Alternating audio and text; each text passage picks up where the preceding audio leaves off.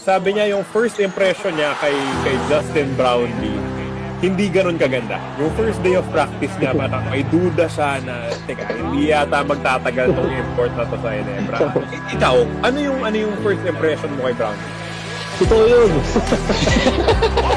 Lahat kami nag-usap-usap. Sabi namin ako, wala na yata yung isang layong bahay natin muna. Imbis na pwede ka na pangutang ng advance, nagsaksan mo lang. May ganung inside joke yun. Inside joke sa team. But, kasi, pagdating kasi ni Justin kasi accident talaga. Aksidente lang talaga. Napilayan lang si Paul Harris, di ba? Paul Harris. Oo. Alam mo kung saan nakuha si Justin ba? Alam mo yung story kung saan siya talaga kung paano siya na-contact. Ano daw, kinuha yung genetics ni Kobe daw. Ano siya? Jordan eh. Ano siya? Pang-apat na choice natin siya. Although nakita na siya ni Coach Tim, I think 2 years prior or 1 year prior to pero pang-apat na choice yata lang siya. Pangatlo, pang-apat. So hindi na available yung pangalawa, pangatlo. Oh, okay. Naglalakad siya sa Vegas, tinawagan siya. Ganun ka basic. From Vegas, umuwi siya. Wala siyang dala. Pumunta sa Pilipinas, wala siyang dala. Wala. Okay. Istorya noon. Kaya pagdating, ito wala naman ng rubber shoes. tapos wala sa kondisyon.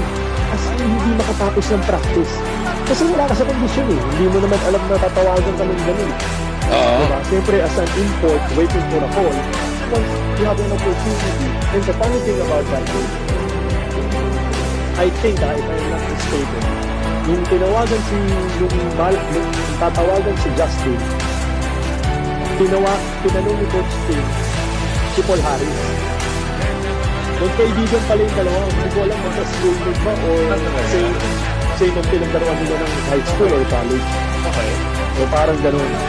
So sabi niya, he's a good guy, he's good, everything. So ang pumalit kay Paul Harris, kaibigan ni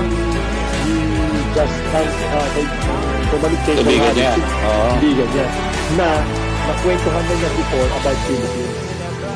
So nag-uusap na sa talaga before. Di mo akalaing perfect si Brownlee sa PBA. Dominante, grabe. Pero sinaga ni Coach Tim yun. Tsaka ang tsaga rin ni Justin. Sobrang tsaga nun. Ang alam niya naman, grabe yun. Nagka-cramps yung buong katawan. Hanggang dito na yata sa ulo. Nagka-cramps yung pag-uwi dito. Kasi wala sa kondisyon. Pero ang init. Summer yun eh. Hindi makababa yung CCF. So sobrang pagod, hindi makababa. So, hindi siya nakababa kahit na elevator.